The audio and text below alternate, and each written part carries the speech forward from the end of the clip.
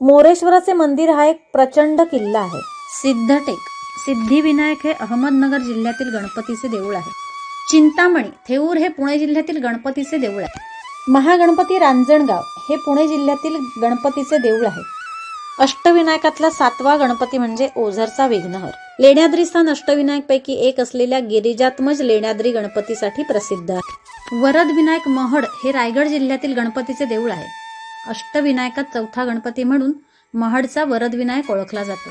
बल्लाळेश्वर हे रायगड जिल्ह्यातील पाली गावातले गणपतीचे देऊळ आहे। नमस्कार मित्रांनो, मी गणेश यात्रेकर लाईव्ह कोकणातली युट्यूब चॅनलवर तुम्हा सर्वांचे खूप स्वागत करत आहे। तर मित्रांनो, सर्वप्रथम तुमची मी माफी मागतोय, कारण का 10-12 दिवस आपले व्हिडिओ येले नाही, कारण का भरपूर काम होता आणि टेक्निकल प्रॉब्लेम देखील होतो। नेटवर्कचं म्हणा, पीसीचं म्हणा, असे विविध प्रॉब्लेम येत असल्यामुळे देखील भरपूर अडचण येईल आणि त्याच्यामुळे व्हिडिओ आपले येऊ शकले नाही। तर त्याच्यामध्ये तुमची पहिली सर्वप्रथम मी माफी मागतोय। आणि आज मित्रांनो, आपण आज पुन्हा एकदा साई ट्रॅव्हल्सच्या माध्यमातून देवदर्शनासाठी चाललो। म्हणजे आज पूर्ण अष्टविनायक दर्शन आणि जेजुरी आणि शिर्डी देखील एकविरा असे विविध, पण एकविरा आणि शिर्डी आपण या मागच्या व्हिडिओमध्ये बघितले, परंतु चांगला जर काय वेगळा दिसला तर नक्कीच तुमका या व्हिडिओच्या माध्यमातून दाखवेन। तर मित्रांनो, आपल्यासोबत तुम्ही येवचा अष्टविनायकाचा दर्शन, जेजुरीच्या खंडेरायाचं दर्शन आपल्याला आज या साई ट्रॅव्हल्सच्या माध्यमातून मिळणार। कारण साई ट्रॅव्हल्स एक चांगले उपक्रम राबवत असतात। प्रत्येकाला एवढ्या ठिकाणी जाणं शक्य होत नाही आणि माफक दरामध्ये साई ट्रॅव्हल्स हे विशाल मांजरेकर हे नेहमीच लोकांका देवदर्शनासाठी घेऊन जात असतात। त्याचं प्रत्येक वेळा मी या संधीचा लाभ घेत असतोय। तर मित्रांनो, तुम्ही देखील माझ्यासोबत येवा या साई ट्रॅव्हल्सच्या माध्यमातून अष्टविनायक, जेजुरी आणि शिर्डी, एकविरा या सगळ्या देवांचा दर्शन घेऊया आणि खरोखर मनाभावे नवीन वर्षातच या लगेच आपल्या ह्या देवदर्शनाची ट्रिप त्यांनी आयोजन केलं। तर मित्रांनो, तुम्ही आमच्या सोबत येवा आणि या देवदर्शनाचा आनंद घ्या। मित्रांनो,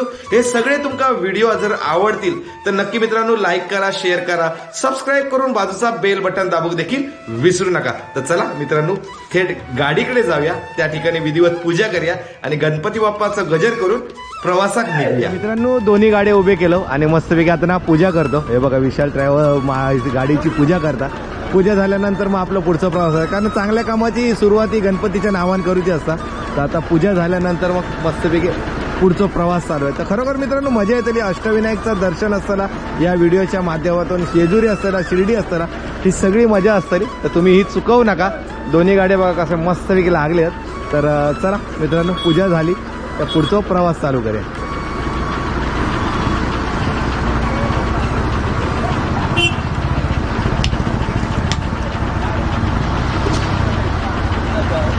बाप्पा मंगल मूर्ती,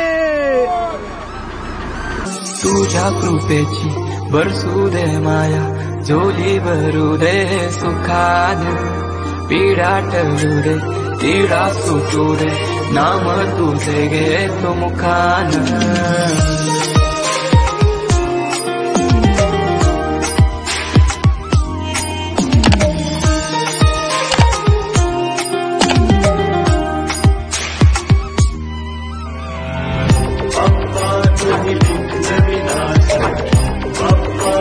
जामसंडा इला आणि आमचं कुंदन राहतं या गाडीचं। कुंदन आणि सगळे ह्या पाठच्या गाडीचं, ही पुढे एक गाडी आहे आणि या ठिकाणी काय आला, दिरबादेवीचा आदस्थान आमचा।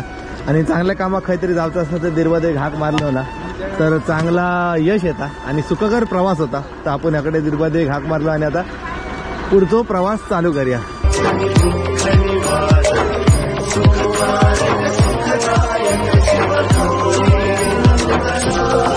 2 दिवसाचा प्रवास असतलो, मजा मस्ती असतली, सगळा विरंगुळा असतलो। तर चला, गणपती बाप्पा मंगल मूर्ती। तर चला मित्रांनो, आता यो रात्रीचा प्रवास असतलो आणि रात्रीच्या प्रवासामध्ये काय दाखवणार, ते झोप असते, झोपतील आरामशी एकदम।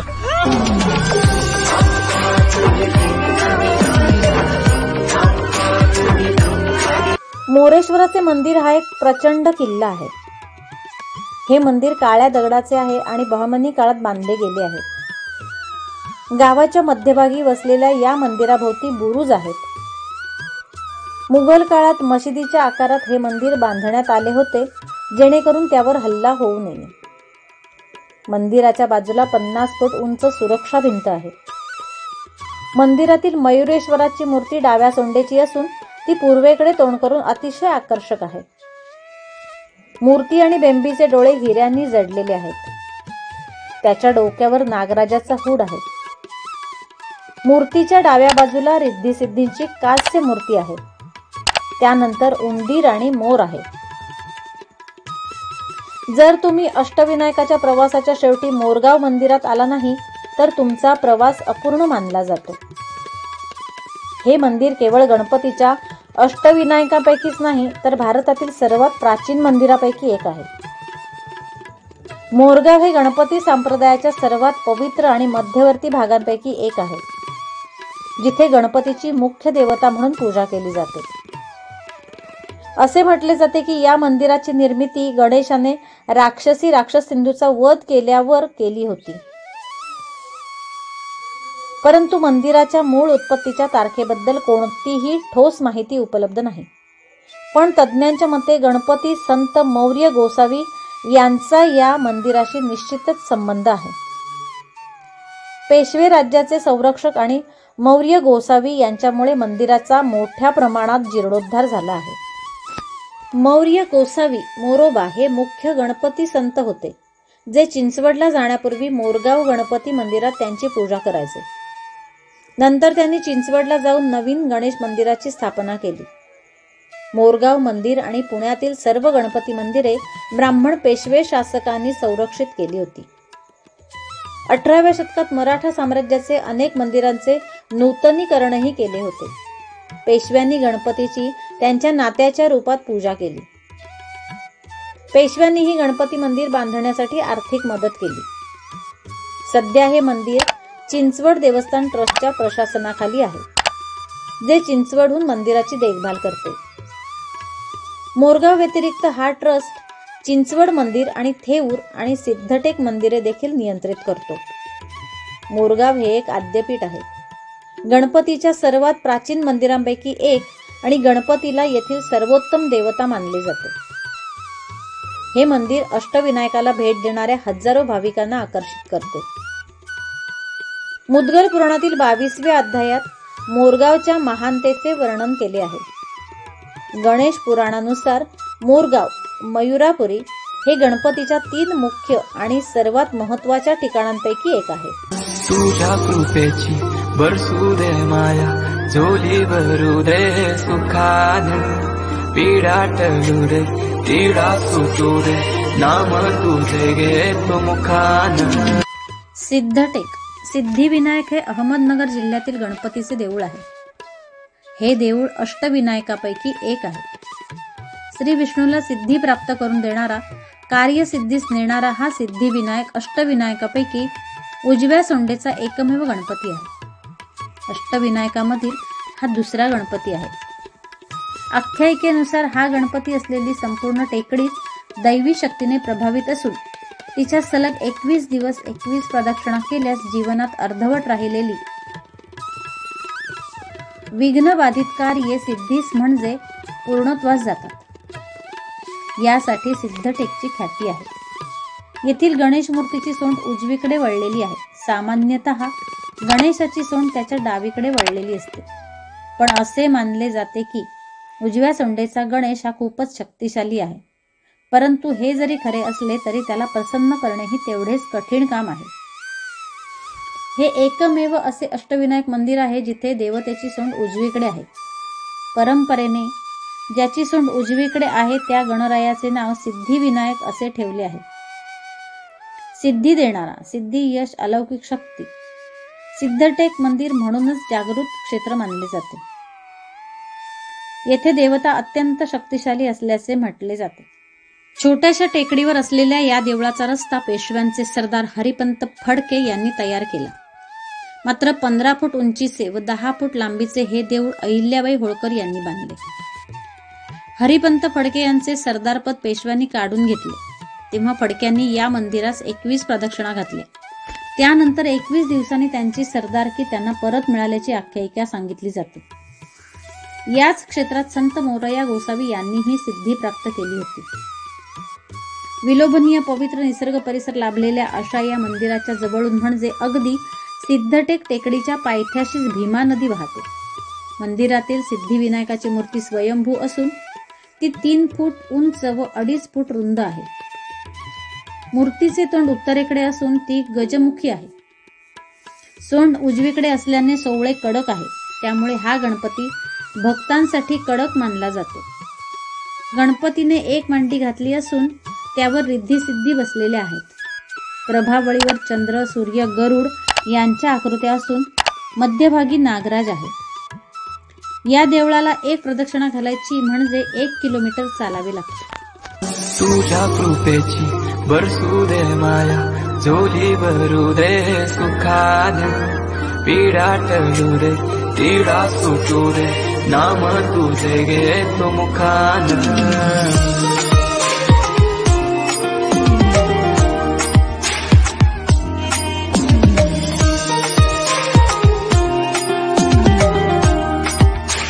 चिंतामणी थेऊर हे पुणे जिल्ह्यातील गणपतीचे देऊळ आहे.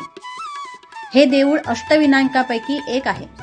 अष्टविनायकातला गणपती म्हणजे थेऊरचा चिंतामणी. ब्रह्मदेवाने आपले चित्त स्थिर करण्यासाठी गणपतीची या जागी आराधना केली. त्यामुळे या गावाला थेऊर असे नाव पडले अशी आख्यायिका आहे. या संदर्भात आणखी एक कथा आहे. राजा अभिजित व राणी गुणवतीचा मुलगा गुणाने कपिल मुनीकडे असलेले चिंतामणी रत्न चोरले. कपिल मुनींना हे कळले तेव्हा त्यांनी गणपतीला ते रत्न गुणाकडून परत आणण्याची विनंती केली. गणपतीने गुणाचा वध करून ते रत्न कपिल मुनींना दिले. मात्र कपिल मुनींनी हे रत्न गणपतीला अर्पण केले. गणपतीच्या गळ्यात त्यांनी ते घातले व त्यांची चिंताही दूर झाली. त्यामुळे गणपतीला येथे चिंतामणी या नावाने ओळखले जाऊ लागले.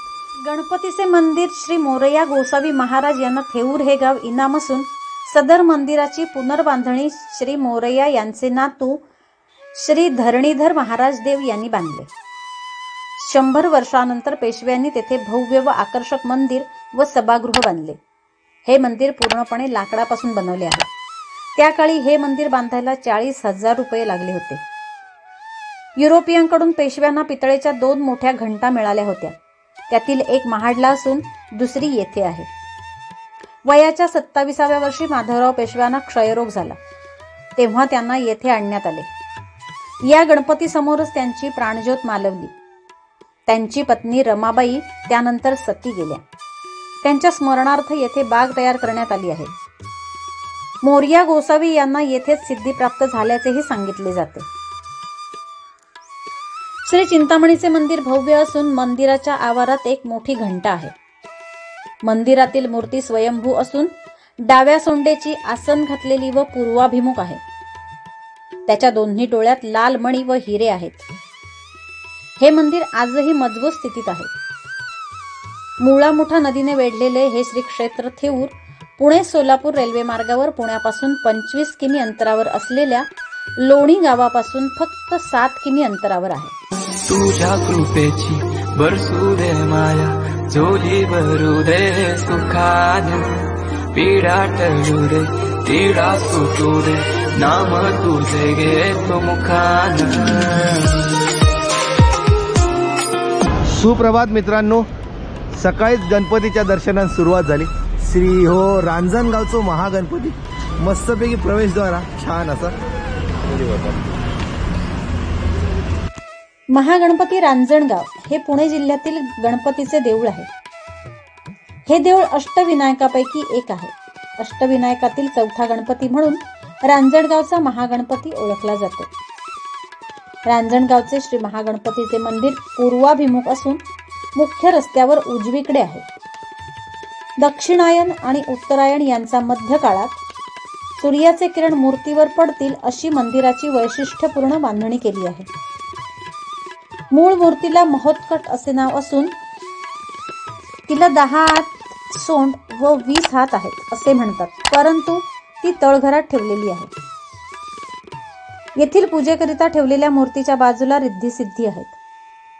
हा गणपती नवसाला अगदी हमखास पावतो अशी भाविकांची श्रद्धा आहे. पूर्वाभिमुखी असलेले हे मंदिर तसे अगदी साधे सुधेच होते, परंतु बदलासह आता मंदिरात अद्ययावत सोयी सुविधा करण्यात आल्या आहेत. मंदिराच्या आसपासच्या सर्व परिसराचे नव्याने सुशोभीकरण करण्यात आले आहे. या मंदिराचा सभामंडप सरदार किबे यांनी तर गाभारा माधवराव पेशव्यांनी बांधला आहे. बांधकाम करताना उत्तम दिशा साधन साधले असल्यामुळे उत्तरायण आणि दक्षिणायन यांच्या मध्यकाळात सूर्याची प्रकाश किरणे देखील झळाळत्या सोनेरी तेजाचे आवरण लेवून महागणपतीच्या पूजेसाठी येतात. अशा वेळी शेंदूर लावलेली महागणपतीची मूर्ती अधिकच आकर्षक भासते. सभा मंडपातून आत गेल्यावर गाभाऱ्यात गणेशाची डाव्या सोंडेची आसन घातलेली रेखीव मूर्ती आहे. मूर्तीचे कपाळ रुंद असून दोन्ही बाजूंना रिद्धी सिद्धी आहेत. या मूर्तीच्या खालच्या बाजूला तळघर आहे. तळघरात महागणपतीची अजून एक लहान मूर्ती आहे.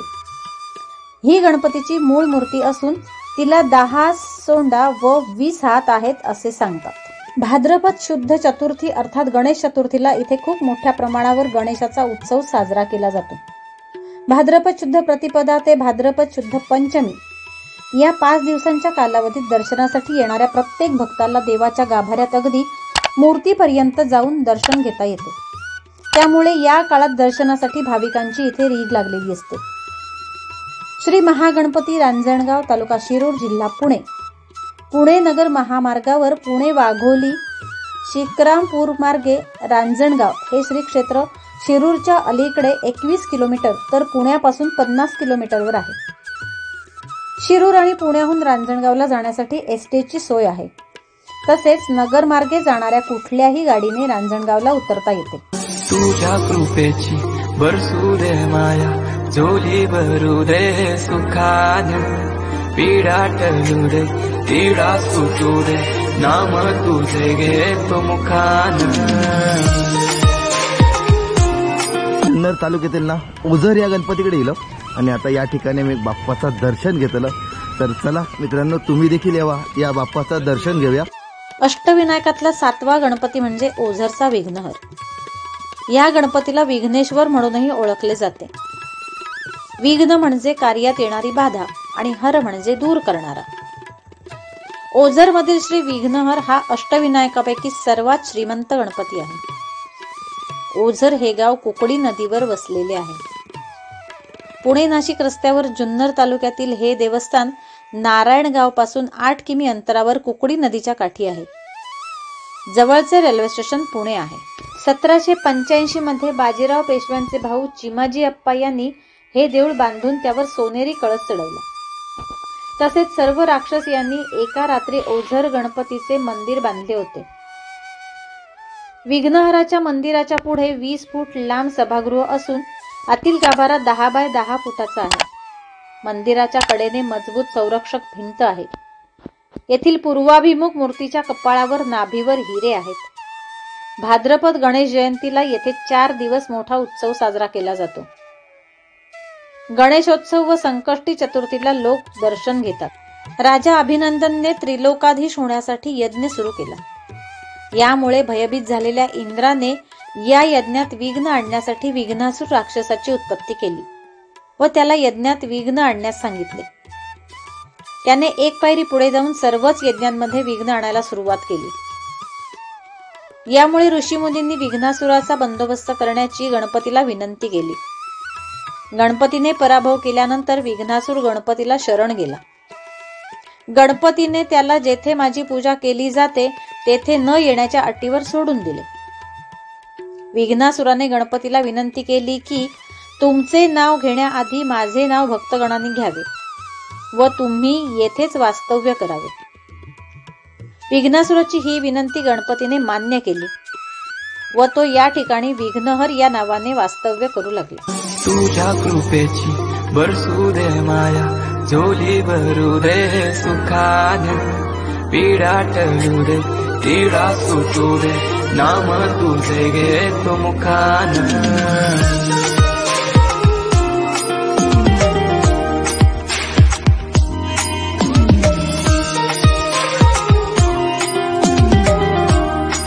लेण्याद्रीत इलो, लेण्याद्रीचा बाप्पाचा दर्शन घेतलं आणि हा 350 पायरे आहेत आणि एवढं टप्पो गाठूचा म्हणजे सोप्या काम नाही.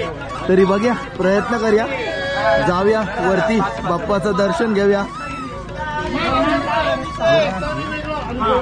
आणि दरवेळा ठरल्याप्रमाणे माझ्या पाठी श्री, हे बघा श्री दाखव, हा बघा श्री आमच्या बरोबर हा. तर चला. लेण्याद्री हिंदू व बुद्ध लेणी ही पुणे जिल्ह्यातील जुन्नर तालुका जवळपास सर्व बाजूनी सह्याद्रीच्या डोंगर रांगांनी वेढलेले आहे. लेण्याद्री स्थान अष्टविनायकपैकी एक असलेल्या गिरिजात्मज लेण्याद्री गणपतीसाठी प्रसिद्ध आहे. त्यातील 8व्या गुहेत गिरिजात्मकाचे देऊळ आहे. या गुहेला गणेश लेणी असेही म्हणतात. देवळात येण्यासाठी 307 पायऱ्या चढाव्या लागतात. या मंदिराचे वैशिष्ट्य म्हणजे हे पूर्ण देऊळ एका अखंड दगडापासून बनले आहे. हे स्थान डोंगर खोदून तयार केलेले आहे. जुन्नर तालुक्याच्या उत्तरेला हतकेश्वर आणि सुलेमानाच्या डोंगर रांगांमध्ये असलेल्या 28 लेण्यांपैकी एका लेण्यात गणपतीची मूर्ती असल्याने त्या सर्वच लेण्यांना गणेश लेणी असे म्हणतात. हा भाग गोळेगाव या गावाच्या हद्दीमध्ये आहे. जवळूनच कुकडी नदी वाहते. या ठिकाणाचा उल्लेख जीर्णापूर व लेखन पर्वत असा झाल्याचे आढळते. पार्वतीने ज्या गुहेत तपश्चर्या केली असा समज आहे, त्याच गुहेमागे कुणा गणेश भक्ताने गणपतीची ही मूर्ती कोरली आहे. हे देवस्थान लेण्यांमध्ये आहे म्हणून याला लेण्याद्री असे नाव पडले व याच रांगांच्या अतिशय परिपक्व व मजबूत बेसाल्ट खडकात अनेक बौद्ध कोरीव शैलगृह कोरलेली आढळतात. महाराष्ट्रात अस्तित्वात असलेल्या प्राचीन बुद्ध लेणींना त्या काळी अतिशय समर्पक अशी नावे देण्यात आली होती. ही नावे डोंगरांची किंवा शहरांची, या लेणींच्या वैशिष्ट्यांची किंवा या लेणीत राहत असलेल्या बौद्ध भिक्षूंच्या संघांची होती. जसे की कण्हरगिरी बुद्ध लेणी म्हणजे आत्ताची कण्हेरी बुद्ध लेणी, कण्हेरी डोंगर. तिरणहू म्हणजे त्रिरश्मी बुद्ध लेणी, त्रिरश्मी डोंगर किंवा जखिणवाडी बुद्ध लेणी. जखिणवाडी हे कराड तालुक्यातील गावाचे नाव आहे. नंतरच्या काळात म्हणजे 17व्या शतकानंतर महाराष्ट्रातील अनेक बुद्ध लेणींवर अतिक्रमण झाले व काही लेणींचे रूपांतर मंदिरात झाले, तर काही अतिक्रमणाच्या प्रचंड विळख्यात अडकले आहेत आणि त्यांना तशी नवीन नावे देण्यात आली आहेत. जुन्नरमध्ये भारतातील सर्वात मोठा बुद्ध लेणी समूह असून तिथे झालेले कोरीव कामांची संख्या 325 आहे. यात चैत्यगृह, विहार, पोढी व लेणी आहेत. यातील प्रमुख बुद्ध लेणी समूह म्हणजे लेण्याद्री बुद्ध लेणी. येथील विहारात मध्यभागी प्रशस्त मंडप असून 3 बाजूला वेगवेगळ्या आकाराचे 20 निवास कक्ष आहेत. या विहारात प्रवेशासाठी दगडात कोरलेल्या पायऱ्यांचा जिना आहे. जिन्याच्या शेवटी स्तंभ असलेल्या व्हरांड्यातील मधल्या दारातून विहार प्रवेश करता येतो. मध्ययुगातील 17व्या शतकामागील भिंतीतील 2 निवास कक्ष एकत्र करून भिंतीत कोरलेल्या गणपतीचा आकार देण्यात आला, जिथे गिरिजात्मज गणपतीची स्थापना करण्यात आली आहे. हा गणपती अष्टविनायकापैकी एक असून गिरिजात्मज नावाने प्रसिद्ध आहे. हे पुरातत्व शास्त्रज्ञांनी व अभ्यासकांनी लिहून ठेवले आहे व भारतीय पुरातत्व सर्वेक्षण देखील हे मान्य करते व या लेणींचे नामांतर लेण्याद्री करण्यात आले. मात्र प्राचीन काळी जेव्हा येथे बुद्ध लेणी करण्यात आली तेव्हा याचे काय नाव होते? तिथे गुंफा क्रमांक 14 ही एक चैत्यगृह आहे, पण त्याचा मंडप आयताकार असून छत सपाट आहे.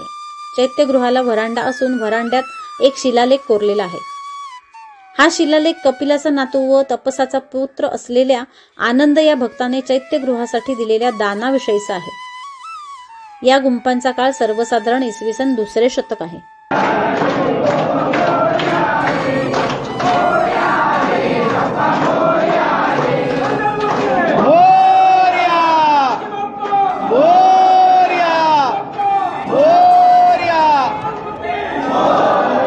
छान झाला. अयोध्येत रामाची रामप्रतिष्ठा होती आणि सगळीकडे राम जयघोष चालू होतो आणि आमका योगायोगाने या गिरिजात्मका मंदिराजवळ आरती करण्याचा योग जो मिळालो तर खरोखर एक छान वाटला. कारण आमची इच्छा होती या बाप्पाकडे काहीतरी एक आरती करावी आणि उत्सव साजरा करायचो. तर ह्यो शक्य झालो विशालमुळे आणि विशालच्या साई ट्रॅव्हल्समुळे. आनंदामध्ये आज या बाप्पाची आरती करूक मिळाली. खरोखर छान वाटला. तर पुन्हा एकदा गणपती बाप्पा मंगल मूर्ती. तुझ्या कृपेची बरसू दे माया, झोली भरू दे सुखान, पीडा टळू दे पीडा सुटू दे, नाम तुझे घेतो मुखान.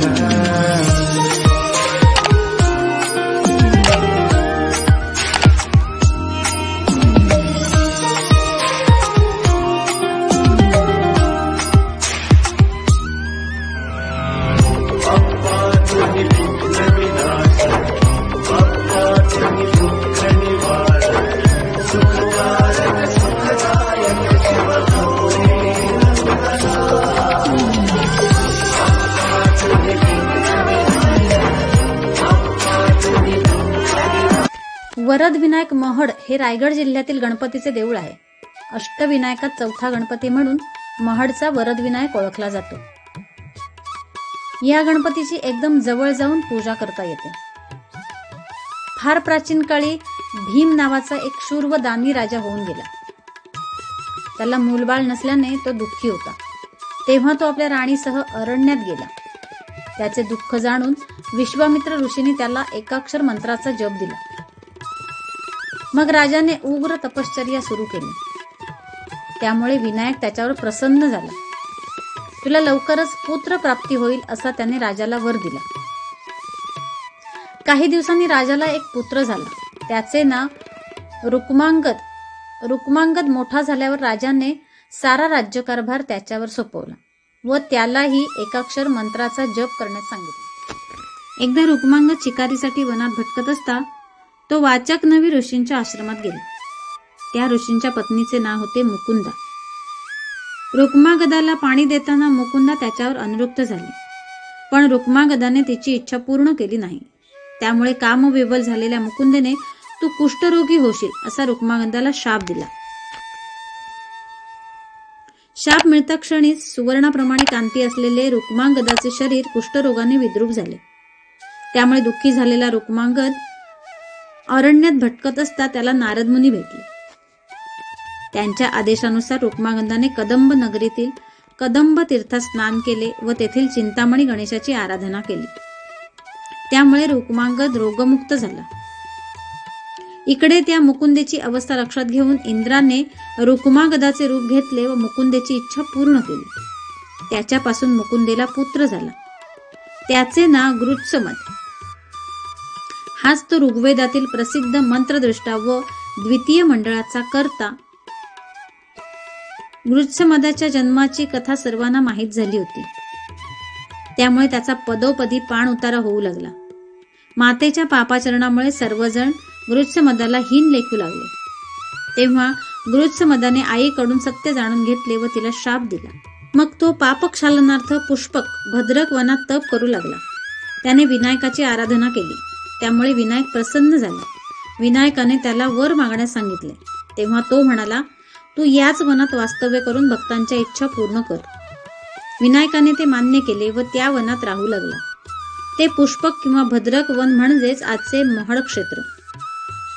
या ठिकाणी गृत्समदाला वर मिळाला म्हणून तेथील विनायकाला वरद विनायक म्हणतात. गृत्समद हा गाणपत्य संप्रदायाचा आद्य प्रवर्तक समजला जातो. पुरातन काळात महडचे नाव मणिपूर व मणिभद्र होते. महडचा वरद विनायक हा अष्टविनायकापैकी चौथा गणपती आहे. हे स्वयंभू स्थान असून त्याला मठ असेही म्हणतात. श्री वरद विनायकाचे मंदिर साधे कौलारू असून मंदिराला घुमट आहे व त्याला सोनेरी कळस आहे. कळसावर नागाची नक्षी आहे. या मंदिर संदर्भात एक कथा प्रसिद्ध आहे. एका भक्ताला स्वप्नात देवळाच्या मागील तळ्यात पाण्यात पडलेली मूर्ती दिसली. त्याप्रमाणे त्या व्यक्तीने शोध घेतला व मूर्ती मिळाली. तीच या मंदिरातील प्रतिष्ठापना केलेली मूर्ती होय. मंदिरात दगडी महिरापासून गणेशाची मूर्ती सिंहासनारूढ आहे व डाव्या सोंडेची आहे. इसवी सन 1725 मध्ये पेशवे काळात हे मंदिर बांधले गेले. तुझ्या कृपेची बरसू दे माया, झोली भरू दे सुखान, पीडा टळू दे, पीडा सुटू दे, नाम तुझे घेतो मुखान. बल्लाळेश्वर हे रायगड जिल्ह्यातील पाली गावातले गणपतीचे देऊळ आहे. हे देऊळ अष्टविनायकापैकी एक आहे. गणेश पुराणात अष्टविनायकातील तिसरा गणपती म्हणून पालीचा बल्लाळेश्वर ओळखला जातो. अष्टविनायकातला हा एकच असा गणपती आहे की जो भक्ताच्या नावाने प्रसिद्ध आहे. बल्लाळ हा गणपतीचा असीम भक्त होता. विश्वामित्र ऋषींनी भीमराजास, भृगु ऋषींनी सोमकांत राजास श्री बल्लाळेश्वराची कथा सांगितली असा उल्लेख आहे. तर मुद्गल पुराणात जाजलीने विभांडक ऋषींना श्री बल्लाळ विनायकाची कथा सांगितल्याचा उल्लेख आहे. फार प्राचीन काळी म्हणजे कृतयुगात सिंधू देशातील कोकण पल्लीर नावाच्या गावात, पाली गावात, कल्याण नावाचा एक व्यापारी राहत होता. त्याच्या पत्नीचे नाव इंदुमती. काही दिवसांनी त्यांना मुलगा झाला. त्याचे नाव बल्लाळ. बल्लाळ जसजसा मोठा होऊ लागला तसतसा त्याचा गणेश मूर्ती पूजनाकडे अधिक ओढा दिसू लागला. हळूहळू तो गणेश चिंतनात रमू लागला. त्याच्या मित्रांनाही गणेश भक्तीचे वेड लागले. बल्लाळ आपल्या मित्रांसह रानात जाऊन गणेश मूर्तींचे भजन पूजन करू लागला. बल्लाळाच्या संगतीने मुले बिघडली अशी ओरड गावात सुरू झाली. लोक कल्याण शेठजींकडे जाऊन बल्लाळाने आमच्या मुलांना बिघडवले अशी तक्रार करू लागले. आपला मुलगा इतक्या लहान वयात भक्ती मार्गाला लागला आणि त्याने आपल्याबरोबर इतर मुलांनाही वाईट नादाला लावले या विचाराने कल्याण शेठजींना राग आला. त्या रागाच्या भरातच तो एक भला मोठा सोटा घेऊन बल्लाळ ज्या रानात होता तेथे गेला. तेथे बल्लाळ आपल्या सवंगड्यांसह गणेश मूर्तीची पूजा करीत होता. सारे जण गणेशाचे भजन करीत होते. बल्लाळ गणेशाच्या ध्यानात अगदी रंगून गेला होता. ते पाहून कल्याण शेठजींच्या पायाची आग मस्तकात गेली. तो ओरडत शिव्या देतच तेथे धावला. त्याने ती पूजा मोडून टाकली. गणेशाची मूर्ती फेकून दिली. इतर मुले भीतीने पळून गेली. पण बल्लाळ मात्र गणेश ध्यानात मग्न होता. कल्याण शेठजीने बल्लाळास सोट्याने झोडपून काढले. बल्लाळ रक्तबंबाळ झाला, बेशुद्ध पडला. पण कल्याणाला त्याची दया आली नाही. त्याने बल्लाळाला तशा अवस्थेतच एका झाडाला वेलींनी बांधून ठेवले. कल्याण शेठ रागाने म्हणाला, येऊ दे तुझा देव आता तुला सोडवायला. घरी आलास तर ठार मारी. तुझा आणि माझा संबंध कायमचा तुटला. असे म्हणून कल्याण शेठ निघून गेला. थोड्या वेळाने बल्लाळ भानावर आला. त्याचे शरीर ठणकतच होते. तशाच स्थितीत त्याने गणेशाचा धावा केला. हे देवा, तू विघ्ननाशक आहेस. तू आपल्या भक्तांची कधीही उपेक्षा करीत नाहीस. ज्याने गणेश मूर्ती फेकली व मला मारले तो आंधळा, बहिरा, मुका व कुष्ठरोगी होईल. आता मी तुझे चिंतन करीतच मी देहत्याग करीन. बल्लाळाचा धावा ऐकून विनायक गणेश ब्राह्मण रूपात प्रकट झाला. बल्लाळाचे बंध तुटले. त्याचे शरीर होते तसे सुंदर झाले. गणेश बल्लाळाला म्हणाला, तुला ज्याने त्रास दिला त्याला याच जन्मी नव्हे तर पुढच्या जन्मी सुद्धा अपार दुःख भोगावे लागेल. तुझ्या भक्तीने मी प्रसन्न झालो आहे. तू तुझ्या भक्तीचा प्रवर्तक, श्रेष्ठ आचार्य व दीर्घायुषी होशील. आता तुला हवा तो वर माग. तेव्हा बल्लाळ म्हणाला, तू याच ठिकाणी कायमचे वास्तव्य करावेस व आपल्या भक्तांच्या इच्छा पूर्ण कराव्यात. ही भूमी गणेश क्षेत्र म्हणून प्रसिद्ध व्हावी. तेव्हा गणेश म्हणाला, तुझ्या इच्छेनुसार मी इथे बल्लाळ विनायक या नावाने कायमचं वास्तव्य करीन. भाद्रपद शुद्ध चतुर्थीला जे भक्त येथे येतील त्यांच्या सर्व मनःकामना पूर्ण होतील. असा वर देऊन गणेश जवळ असलेल्या एका शिळेत अंतर्धान पावला. तीच शिळा आज बल्लाळेश्वर या नावाने प्रसिद्ध आहे.